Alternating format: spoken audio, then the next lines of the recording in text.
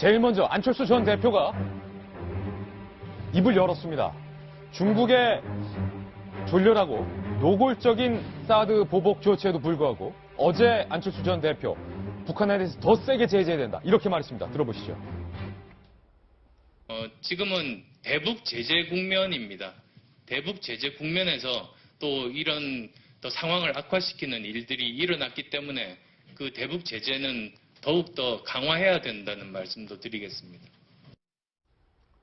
안철수 전 대표가 사드 문제를 포함해서 대북 제재 더 강화하겠다. 야권의 대선 주자지만 명확한 안보에 대한 입장을 밝힌 셈입니다. 그렇다면 다른 대선 주자들, 이 사드 문제에 대해서 어떻게 입장을 지금까지 밝혀왔을까요? 저희가 출력물로 정리해봤습니다. 가장 먼저 지지율 1위를 달리고 있는 문재인 전 대표의 사드에 대한 입장을 보겠습니다. 문재인 전 대표, 차기 정부가 공론화를 거쳐 결정해야 된다. 이 말은 이번 정부의 사드 배치는 무효화해야 한다라는 의미로 해석이 될 수 있습니다. 사드 반대, 이번 정부의 결정을 존중할 수 없다라는 입장입니다. 그런데 문재인 전 대표가 사드 배치에 대해서 찬성인지 반대인지 대체로는 반대로 보이지만 명확하게 말하고 있지 않기 때문에 이재명 시장조차도 오늘 경선 토론회에서 문 대표의 사드에 대한 입장이 무엇인지 따져보겠다 이렇게 지금 벼르고 있는 상황입니다. 반면에 안희정 지사는 명확하게 말했습니다. 한미 간 배치하기로 한 이 합의는 존중이 돼야 한다 이렇게 말했고요. 이재명 시장도 사드에 대해서는 반대하지만 한국형 미사일 방어 체계 완성 후 철수해야 한다. 현 상황에서 국민들이 찬성한다면 정치인이 국민들의 판단을 들을 수밖에 없다. 이렇게 밝혔습니다. 안철수 전 대표는 명확합니다. 제일 명확합니다. 국가 간의 합의이기 때문에 다음 정부는 존중을 해야 한다. 플러스 대북 제재를 강화하겠다. 이런 안보관까지 보여줬습니다. 반면에 손학규 전 대표는 사드에 대해서 반대. 유승민 의원은 한반도 남서 중동부에 확대 배치해야 된다. 남경필 지사는 군사주권 차원의 결정이다. 중국이 뭐라 할 일 아니다. 이런 입장을 보이고 있습니다. 이 칼럼, 대선 주자들의 사드에 대한 의견이 다른데 가장 논란은 역시 문 전 대표의 생각이 무엇인가? 처음에는 강력하게 반대를 했다가 이거 뒤집기는 참 어렵다 이런 입장으로 선언을 했습니다. 그리고 지금은 명확하게 밝히지는 않은 상황이라서 사람들이 이제 궁금해하는 거죠. 그래서 뭐 어쩌겠다는 거냐. 어쩌겠다는 거냐. 그러니까 어쨌든 입장 변화는 다른 사람들도 분명히 있습니다. 왜냐하면 안철수 전 대표 같은 경우는 이거 국민투표까지 붙이자고 강력하게 반대했던 상황이고 지금은 이제 차기 정부에서 어쨌든 존중해야 된다. 입장은 전 상황에 따라 판단에 따라 바뀔 수 있다고 보고요. 근데 지금 아무래도 문재인 전 대표는 1위를 압도적으로 1위를 지금 지지율을 유지하고 있기 때문에 더 많은 질문을 받고 그 와중에 아주 명확한 답변을 내놓지 않기 때문에 더 많은 질문을 더 받는 그런 상황인 것 같습니다. 기본적으로 전 각자의 그 입장을 존중을 해야 된다고 봅니다. 재밌는 게 지난해 7월에 어떤 여론조사 기관에서 이제 사드 찬반을 물었습니다. 44대 36으로 사드 찬성한다는 입장이 굉장히 많았어요. 그러니까 뭐 굉장히라기보다 한 8%가 높았었나 그 정도였었는데 같은 여론조사 기관에서 12월 달에 조사를 했습니다. 사드 찬반. 그랬더니 찬성이 33%, 반대가 26%, 그리고 참 재밌는 게 차기 정부를 넘기자가 24%, 전체 국민 4명 중에 1명이 차기 정부에서 해결하자라는 판단을 하고 있습니다. 어쨌든 우리 내부에서도 여러 가지 의견이 있다라는 거고. 대다수의 국민들은 사드 배치에 찬성하는군요. 일단 찬성은 33, 반대는 26. 그러니까 차기 정부로 넘기자라는 게 4명 중에 1명이라는 뜻은 결국 이걸 찬성을 하던 반대를, 그러니까 찬성이 높긴 하죠. 찬성을 하던 반대를 하던 어쨌든 지금 이 정부에서는 풀 수 없는 문제라는 걸 인식을 하고 있고 그러니까 다음 새로운 정부가 중국과 더 대화를 하든 미국과 더 대화를 하든 그때 가서 풀 수밖에 없다는 아주 현실적인 얘기를 수치로 보여주고 있는 게 아닌가 싶습니다. 그러니까 제가 드리고 싶은 말씀은 지금 국민들의 어떤 여론의 어떤 변화를 보더라도 차기 정부에서 어쨌든 결정을 해야 되는데 과연 얼마나 이것을 풀 수 있는 지도자가 있는지 사실은 좀 궁금하긴 합니다. 그러니까 기본적으로 저는 사드를 여전히 반대하는 사람이긴 합니다만 중국의 저런 조치는 정말 용납할 수 없다고 저는 기본적으로 생각을 하고 있습니다. 그럼요. 지금 방금 말씀하신 여론조사 같은 경우는 중국의 사드 보복 조치가 나오기 이전에 국민에서 실시된 것이기 때문에 지금 사드 배치의 문제는 조금 달라졌다 이렇게 보이는데요. 오늘 조선일보 사설이 이런 사설을 실었습니다. 사설 내용 잠깐 소개해드리겠습니다. 중국의 의존도를 못 줄이면 한국을 얕보는 횡포는 계속될 수밖에 없다. 조선일보가 사설을 아주 잘 썼습니다. 2000년 마늘 파동을 우린 국민들은 이미 겪어서 잘 알고 있을 겁니다.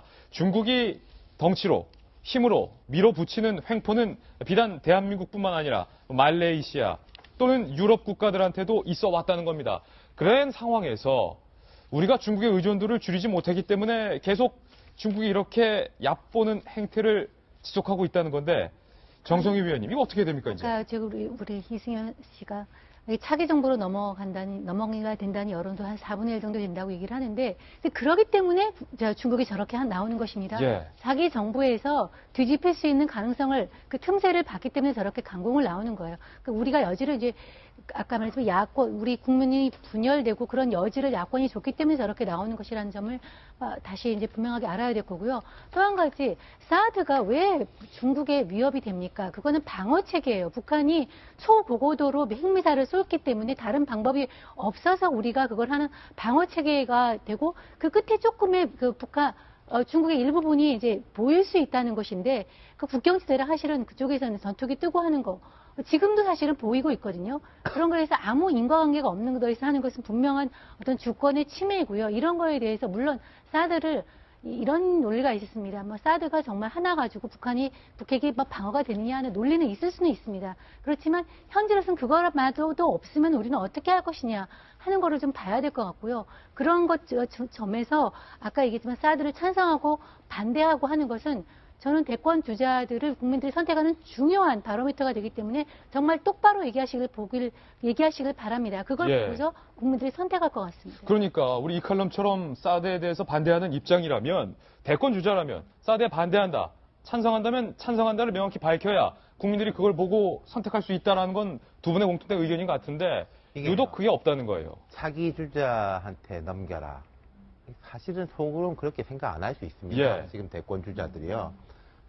박 정부에서 해주기를 말하자면 좀 이게 덤태기라고 그래야 되지. 이게 적절한 표현인지 모르겠습니다만 좀 매듭 짓고 가면 이제 새 정부에서는 그걸 비판할 수도 있고 찬성할 수도 있는데, 비판하더라도 아니 이거 이왕 된 거를 이게 어떻게 금방 하겠냐 이럴 수가 있죠. 이 비근한 예가 이 FTA 협상 타결이 이제 참여정부 때 됐었지 않습니까? 근데 마지막 쇠고기 협상은 거의 다 해놨었어요. 이제 인수위 시절인데 아실 텐데 이제 이명박 정부 인수위에서는 이걸 노 대통령이 좀 도장 찍어주고 하길 바라고 정부에서 그때 이야기가 있었는데 노 대통령이 좀 화를 냈다는 게 있었거든요. 한덕수 총리한테 아니 나한테까지 이걸 넘기려고 하냐 그랬는데, 이제 그때 이명박 인수위에서는 얼마나 그걸 해주기를 바랬겠습니까? 기왕 협상도 다 끝난 거. 그런 비슷한 상황이 될 수 있고, 그리고 저는 이렇게 생각합니다. 지금 황교안 총리 책임도 크지만은 지금 정부에서는 저 중국하고 이 문제를 풀 수 없다고 생각해요. 그러면은 새 대통령이 생겼을 때 그게 누구든지 간에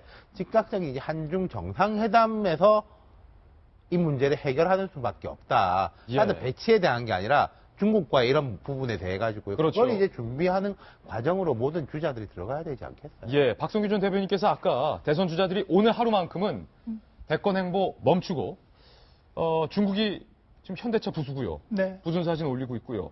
한국인 출입금지 식당들 늘려가고 있고요. 음원 차트에서 한국 K-팝 차트 삭제하고 있고요. 이제는 여행까지 못 가게 하면 사실상 우리 관광 산업이 받는 타격은 치명적입니다. 네. 한국 관광 산업에서 유커의 비중이 차지하는 비율이 높기 때문에 중국의 이런 조치는 우리에게 내상이 있다는 거예요. 그 말은 우리의 내상을 감내하고더라도 중국과의 의존도를 끊어야 된다. 뭐 그런 말입니까? 분명하게 우리가 분노하고 있다는 걸 보여줘야 합니다. 예. 이 분노라고 하는 것은 작은 경제적인 이익을 침해받을 수 있다고 하는 분노가 아니라 우리의 주권이 침해당하고 있다는 부분에 대한 분노를 해야 합니다. 우리가 일본에 대해서 화나고 일본에 대해서 지금까지도 화를 풀지 못하는 이유는 뭡니까? 우리의 주권을 제대로 인정하지 않는다는 얘기 때문에 그래요. 사드 배치의 찬성과 반대와는 다른 차원의 문제예요. 이 부분은 대한민국을 아주 우습게 보고 대한민국을 아직도 중국의 속국 정도로 인식하고 있는 중국 지도부의 인식, 거기에 따라가고 있는 중국 국민들의 인식을 바로 볼 수 있게 해줘야 된다는 건데, 거기에 대전제가 대한민국 국민이 정치 지도자 일반 필부까지 똘똘 뭉쳐서 당신들 이거는 우리가 용납 못해라고 우리가 선언해야 한다는 겁니다. 하루까지 가지 않아도 돼요. 한순간이라도 오늘 정치 지도자들은 이 중국에 대한 문제를, 대책을 논의하는 모습을 좀 보여줬으면 좋겠어요. 그런데 아시죠? 우리가 지금 보고 있는 문제, 국제관계 속에서 힘의 논리가 지배하는 냉엄한 국제 질서의 현실을 우리가 목도하고 있는 겁니다. 뭐냐면은 중국은 우리보다 훨씬 먼저 사드를 배치한 일본에 대해서는 별 얘기하지 않고 있어요. 아, 그렇습니까? 그렇죠. 일본에 대해서 아무 얘기하지 않고 있어요. 그리고 미국의 MD 체제에 대한민국이 편입되는 것이라고 하는 이 문제를 가지고 중국의 안보가 위협받는다고 하면서도 이 문제 가지고 미국에 대해서는 문제 제기하지 않고 있어요. 예. 우리한테만 해요. 왜? 우리가 만만하니까. 만만하다. 더 중요한 얘기 해드릴게요. 우리가 사드 배치를 통해서 중국의 일부를 넘볼 수 있다. 우리가 감시할 수 있다는 이런 얘기를 해요. 예. 그러나 중국은 이미 본인들이 가지고 있는 레이더망을 통해서 우리 한반도 구석구석을 다 손바닥 보듯이 다 보고 있어요. 아니, 자기네들은 다 봐놓고서. 그렇죠.